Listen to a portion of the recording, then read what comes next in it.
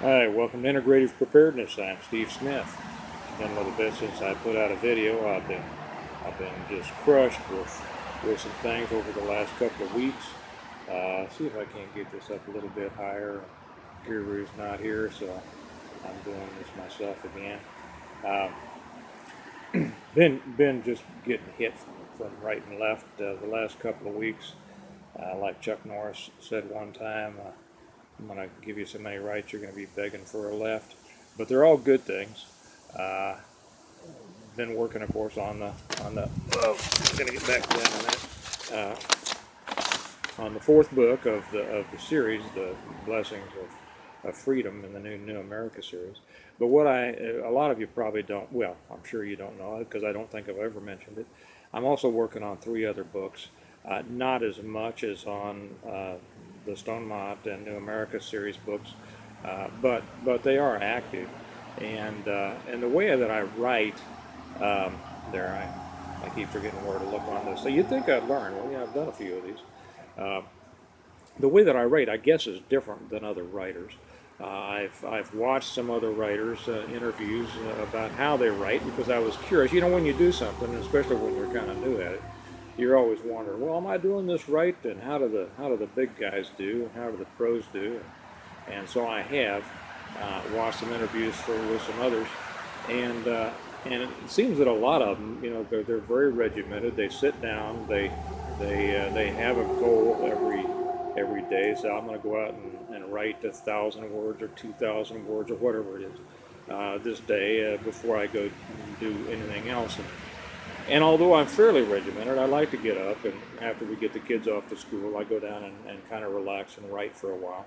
I'm not, you know, real regimented in that. Um, when I've tried, I kind of have to let things come to me, and then I'll flesh them out, and then I'll give them some thought. But I've tried to write, you know, make myself write when I'm not feeling it, and it just doesn't come out well. You know, it's kind of like if you're a runner, and I used to be. I don't anymore, but I used to be, you know, quite a runner, and you know those days that some days you're just feeling it, and you're out there, and from the minute that you get up, boy, you know everything's in the flow, life is right, everything you're floating, everything's moving just right, your breathing's right, everything. And then there's other days that for whatever reason, you know, it's just not there, and you can go out there, you can kind of make yourself do it, but it's yeah, it's not what it would have been, you know, if you kind of, you know, gone with the flow. And it's kind of the same with this. Um, I have to feel it when I've tried to make myself write. Um, I go back and I'm not happy with it, you know, and I end up either just tearing it out completely or spending more time trying to fix it. You know, the dialogue's not right, the descriptions aren't right, the flow of the story isn't right. I spend more time trying to fix it than if I just, you know, taken the day off and come back when it was right. And so that's kind of the way that I write. Uh, and lately, I've gotten to a certain point in the Blessings of Freedom where it's there's kind of a major shift here, and and so now I'm kind of waiting for that flow to come with that, and as that, um, other other things from these other books have started flowing, and I don't know why that happens. I've never really been one for great internal auditing. You know, I just say whatever. I'll go with whatever the good Lord, you know, directs me and provides for me and sets in front of me and tells me to do that day. And you know, when I try to do it my way instead of that way, it doesn't end up right. So I'm slowly learning. So anyway, that's what I've been doing. Those other books, and I've got, I don't know, probably 6 or 7 more books, you know, that I've gotten the first chapter or so done, and I don't know if I'll live long enough to finish them all. But and these other books, uh, they're in an entirely different genre. Well, one is not. One is a preparedness survival scenario, but the other two are not. They're in a very different genre, and probably most of you will never be aware of them because I'll be writing them under a different name, a nom de plume, a pen name, uh, because they're very different.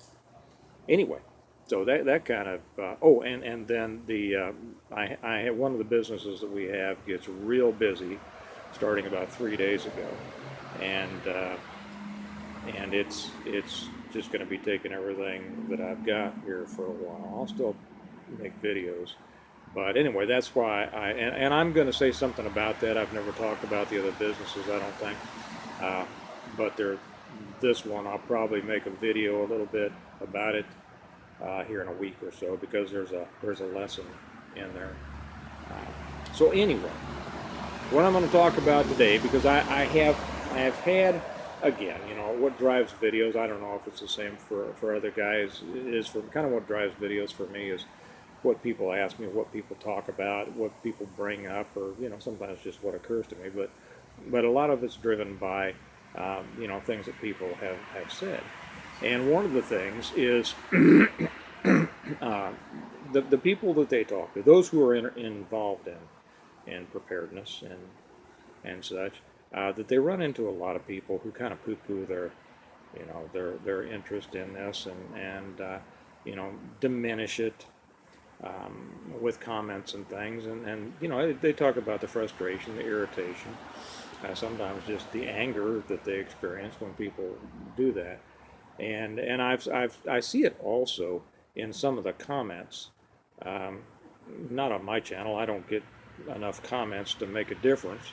And I never used to read comments. My wife was always one that read a lot of comments. And when we'd talk about a story, she'd say, "Well, did you?" And this isn't just in videos. This is in news articles and things. She said, "Well, did you read the comments?" And I said, "No, I didn't read the comments. I read the article. I know what I think about it. I don't care what other people think about it." I started reading the comments, and it's very interesting. You learn a lot, and I have learned a lot by reading the comments on other preparedness channels, because I can see, you get a sense of the depth of knowledge and understanding that's out there. And then I also see what a lot of these guys are dealing with the trolls and things. I don't have, like I said, I'm not big enough to have a troll yet. May never be. But I see kind of what they're talking about. And so that's what I wanted to talk about here.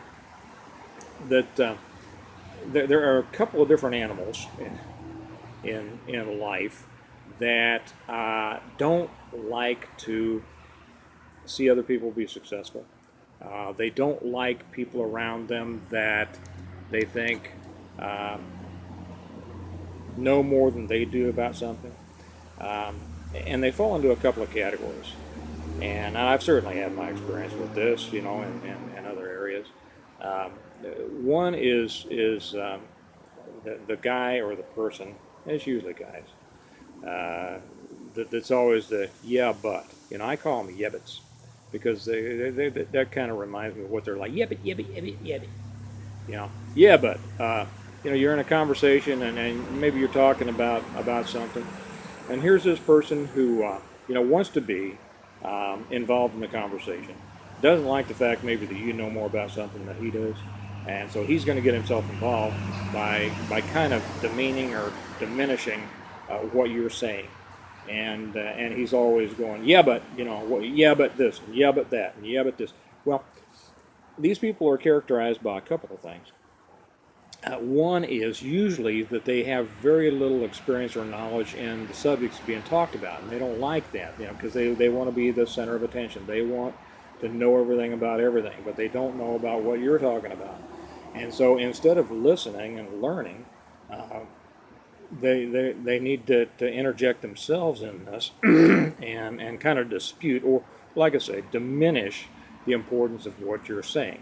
And it usually comes with kind of an arrogant or superior, yeah, but this, and yeah, but that, or well, that's whatever. That these people usually I said are characterized by a couple of things. I think I said the first one, which is a minimal, if any, knowledge base of the subject. The other is that they're fairly. Don't you hate it when words just fly out of your brain? A writer particularly hates that, and I'm always searching for words. Uh, but they don't have a good sense of self. And I know there are probably some of you out there are screaming the right word for that right now, right?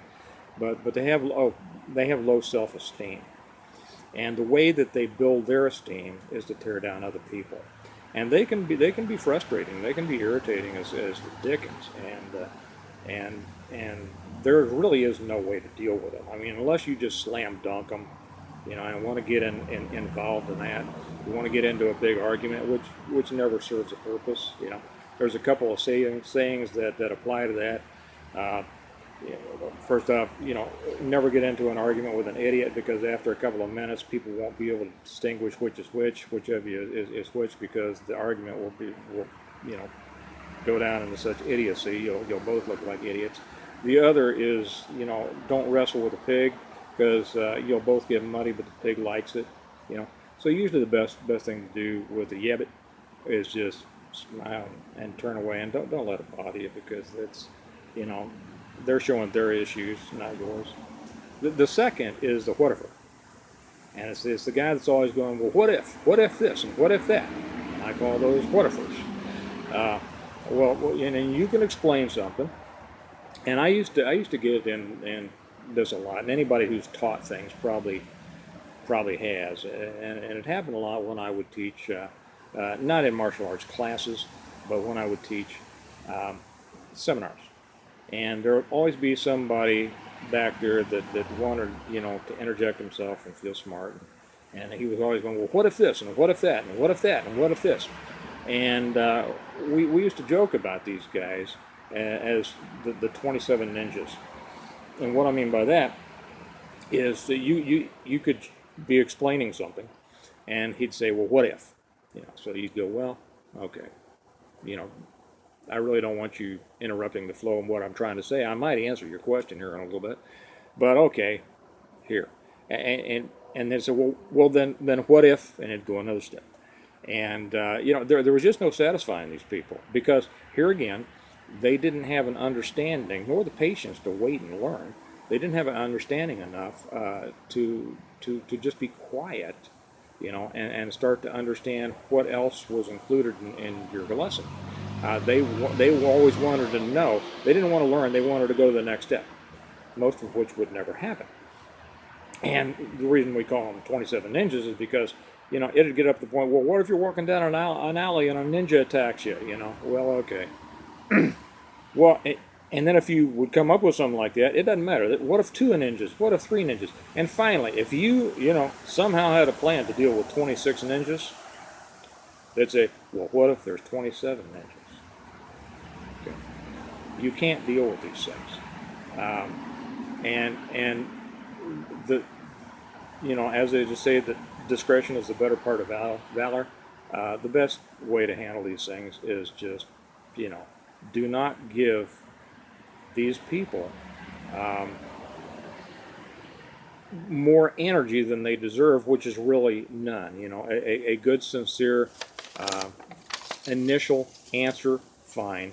But if you see that they're just, they're going to be an energy vampire and suck all your time and energy, get out of there. It's not worth your time. To this, I want to read something, because this is something that everybody should keep in mind. I used to have this hanging, framed in my office in my gym, and I'm sure I've got it in a box somewhere. And I'm ashamed to say that I don't have it memorized anymore. I used to, but it's one of 2 things that I think that every man, every person probably. I'm sorry for you ladies. I don't mean to cut you out, but it's really something that every person should have committed to memory. And I'm going to get back at it, because I don't anymore. Along with this and If by Rudyard Kipling. Those are 2 things that everybody should have committed to memory. And this one is a piece many of you will be familiar with, and it's called A Man in the Arena. It was by Theodore Roosevelt. So I printed this out in big text so I wouldn't have to put on my glasses, hopefully. And it says, and keep this in mind when you're dealing with the Yeahbuts and whatifers, he says, "It is not the critic who counts, not the man who points out how the strong man stumbles, or where the doer of deeds could have done them better. The credit belongs to the man who is actually in the arena, whose face is marred by dust and sweat and blood, who strives valiantly, who errs, who comes short again and again, because there is no effort without error and shortcoming, but who does actually strive to do the deeds, who knows the great enthusiasms, the great devotions, who spends himself in a worthy cause, who at the best knows in the end the triumph of high achievement, and who, at the worst, if he fails, at least fails while daring greatly, so that his place shall never be with those cold and timid souls who neither know victory nor defeat." Well, I just realized I should have made the printing bigger. But anyway, that is an excellent thing to keep in mind. So as you make sure that you are expending your energy where you should.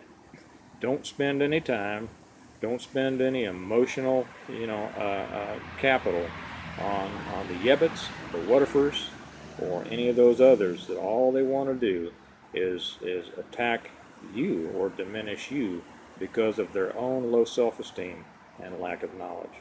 And so I'll bid you goodbye on that. I've got a lot of work to get out here and do, and I'm going to get back in a few days with another video. And thank you all. I really appreciate everybody who has commented, and everybody who's come over to Patreon. I really appreciate that. It's very nice of you to support that over there. And if you like this stuff, I will say, like all the other guys do, and I just never do. If you like this, let your friends know about it and spread it around. And I know that we're all getting back more to it now that fall's setting in and winter's getting here. We're going to have some great conversations. So get out there and get you some of this great day.